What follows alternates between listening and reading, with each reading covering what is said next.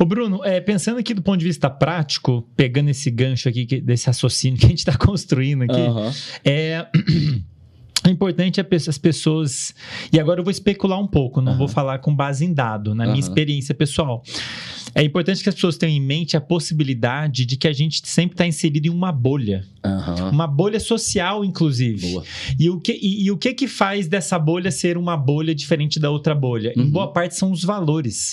Isso, por exemplo, ficou muito evidente para mim, Bruno, porque eu passei boa parte da minha vida adulta numa bolha. Dentro da universidade. Tem pessoas bolhas dentro de bolhas, né? Tem lá os seus valores. O que tem muito valor na universidade? Publicar paper. E aluno. E eu sempre fui meio... Acho que eu sempre questionei muito, assim. Toda vez que alguém falar, você tem que fazer isso. Eu fico assim, não, mas por quê? Eu não vou fazer então.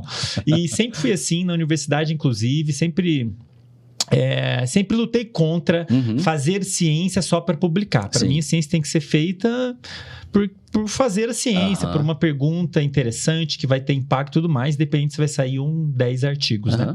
E aí, tudo bem. Então, tem aquela bolha da universidade, que quem da universidade conhece muito bem, com seus valores. A galera valoriza artigo científico, por exemplo. Na hora que eu saí, não saí totalmente, né? Mas na hora que eu comecei a viver mais no ambiente digital, é uma outra bolha. Comecei a conhecer mais o pessoal do marketing, a bolha. Os valores deles são completamente diferentes. No meio digital, pelo menos em alguns setores, e não estão nem aí para sua formação, não estão nem aí se você tem doutorado, pós-doutorado. O rei é quem fala bem e vende bem, convence bem. As regras são outras, né? Sim. E eu fico sempre olhando assim, gosto de fingir que eu sou um ET e não sou humano e ficar observando. Fica evidente. E por que eu tô falando isso? Porque a gente tá falando aqui de como o contexto influencia o nosso comportamento. Talvez a pessoa esteja tendo problema em se motivar por uma atividade porque ela está num contexto social, inclusive, que está forçando ela a executar uma atividade que ela não vê valor. Será que você não está na bolha errada? Assim, do ponto de vista prático, assim, claro, a gente vai, vamos fazer uma revolução aqui, Bruno, e mudar a cultura brasileira. Mas do ponto de vista prático, é bom as pessoas se questionarem a bolha em que elas estão, você assuma que você está numa bolha. Concordo. E o fato de você mudar de bolha pode mudar completamente o seu comportamento. Então, eu quero ser mais fitness, vamos dizer, quero ter mais saúde. Olha, uma mudança simples que você pode fazer é começar a andar com mais gente que valoriza isso. Sim. Você vai entrar numa bolha em que, para as pessoas, o que tem valor é ser fit. Talvez possa gerar outro problema. Você pode ficar tão motivado para praticar exercício. Provavelmente vai, né? Você pode acabar desenvolvendo um vício em exercício físico, que também é algo já... Então, pode surtir até outro problema, mas... faz sentido isso, né? Total. As pessoas, talvez, terem consciência de que estamos numa bolha e que a gente pode mudar de bolha. Sim. Ou viver em mais de uma bolha, talvez, né? Faz sentido? Não, pra mim faz total, porque eu acho que nesse aspecto das bolhas, eu também, a mesma coisa, eu vivi em bolhas totais, assim, completamente diferentes ao longo da minha vida e eu já tive direcionamento de valores internos também muito grandes. Por exemplo, minha família é uma família militar.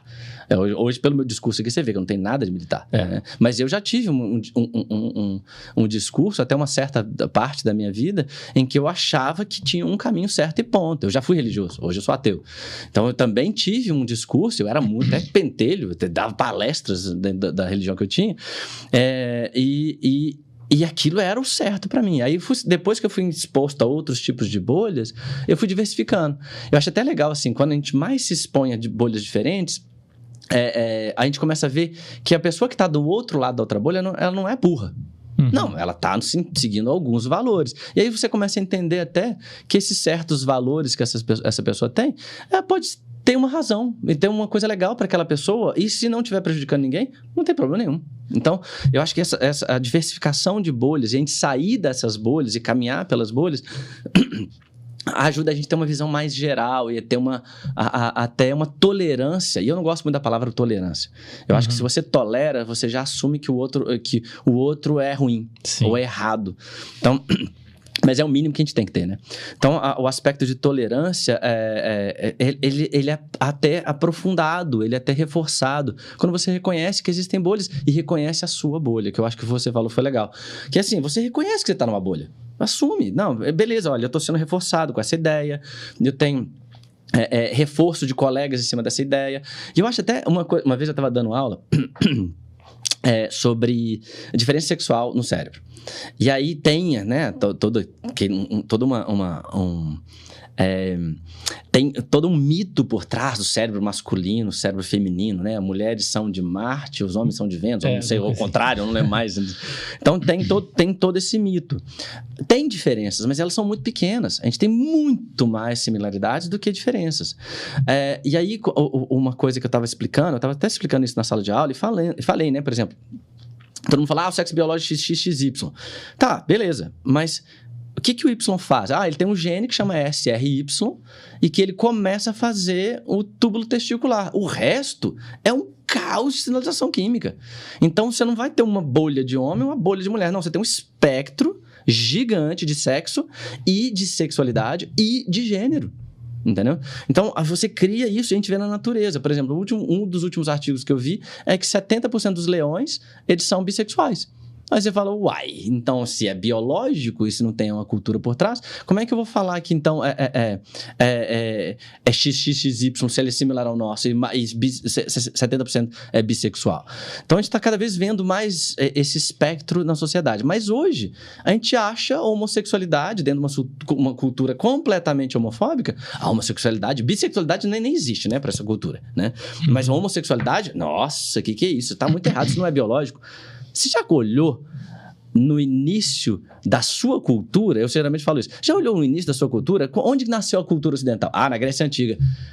Como é que era a relação sexual na Grécia Antiga? Aí o pessoal fala, eu falei, era homossexual. A regra era só homossexual. Aristóteles, Platão, Sócrates, todos eles iniciavam o sexo um com o outro. É estagirita. Então, a relação com a mulher não era nem considerada humana direito, dependendo da cidade, né, da Grécia Antiga. Por exemplo, Lesbos, na ilha de Lesbos já era mais tranquilo. Mas dependendo da região, a mulher não era nem considerada humana. Aí o que você fazia? Seu afeto, demonstração de afeto, sua sexualidade, você vai mostrar com outro humano, que é um homem. Então era tudo homossexual. A cultura era homossexual. A modinha era ser... Eu tô brincando, viu, gente? A modinha era heterossexualidade. Uhum. E aí você só copulava, só fazia sexo com a mulher na hora que você queria reproduzir. E hoje não. Então, o que era o biológico, então, naquela época? Estava errado? O biológico era a homossexualidade? E aí eu acho que isso é muito legal, porque virou bolha temporal. Uhum. E são bolhas temporais em que são caracterizadas, você fala assim... Novo, Aristóteles, né? Categorização. Você categoriza e fala assim, a partir desse momento você colocou isso aqui, isso é o normal. E não é. Então, o que eu acho que é legal é isso, a gente entender o contexto histórico, entender a diversidade da cultura, das pessoas, a diversidade de todos os aspectos biológicos que a gente sabe da biologia. Vai ser raro você ver um bom biólogo, ele falar assim, o sexo é XX e XY. Não. Ele falar, essa é o início de toda uma cascata que vai dar um espectro gigante, né? Então, eu acho que é muito importante sempre ter contato com várias bolhas, a manutenção dessas diversas bolhas e assumir que você tem uma bolha. E assumir que você tem um viés. Assumindo que você tem um viés, você tira a sua prepotência de ter certeza, você tira a sua prepotência que você está certo. Isso não vai ativar o núcleo accumbens de novo, a liberação de dopamina, aquela coisa toda, para falar assim, eu estou certo, logo meus colegas falaram, eu continuo sendo certo e eu tenho um reforço externo, eu tô certo, e aí você cria prepotência e intolerância em relação às outras bolhas. Então, eu acho que isso que eu acho que é legal. A gente que trabalha com neurociência e assume o aspecto ecológico e neurobiológico, você não fala que a mente está no cérebro. Uhum. A mente é do corpo com o ambiente. Perfeito. Então, o ambiente está constantemente modulando a plasticidade cerebral e quanto maior a diversidade, melhor vai ser a gente conseguir manter saúde mental. Eu acho que isso é fundamental. Nossa, magnífico. Eu tava hipnotizado, parece que eu tava vendo um filme aqui. Até parece. Legal, cara. Eu acho essa discussão muito legal, porque mostra como é interessante a gente ter uma discussão interdisciplinar, né? A neurociência por si só é interdisciplinar, né?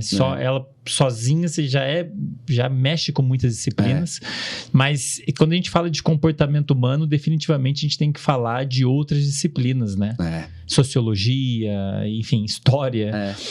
Ô Bruno, então a gente tá falando aqui, tô tentando construir um raciocínio, a gente tá falando aqui de comportamento humano de um modo geral, no qual a dopamina vai estar envolvida de alguma maneira, ela tem um papel importante naquilo que a gente... na nossa motivação para fazer certas coisas ou deixar de fazer, então direcionando o nosso comportamento. Agora, a gente tem que ter em mente que ela... Obrigado. Era para ser o contrário, né? Mas ele, convidado, servindo o host. Obrigado. Mas a gente tem que ter em mente que o ambiente, de um modo geral, o ambiente externo, eu acabo sempre usando o termo mais contexto, porque a gente tem que pensar no ambiente externo, tem um ambiente interno, que também afeta esses circuitos todos, e tem também a questão da experiência, né? Como você já viveu, porque esse ambiente que eu tô agora vai me modular a ter um comportamento. Daqui um ano, esse mesmo ambiente aqui vai me modular a ter outro comportamento por causa da minha experiência de hoje até lá, né? Vou até perguntar, igual eu faço meus alunos, e quem que é o Andrei? Cara, não faz isso comigo. Não faz isso. É o Andrei de antes ou de agora? Agora, o Andrei agora. Esse Andrei, versão 2020, já perdi o 23, né? Mas assim, então legal a gente ter ciência de todos esses fatores, como você falou, né? Não é um sinal. Dopamina é um fator ali no meio dessa história toda, né?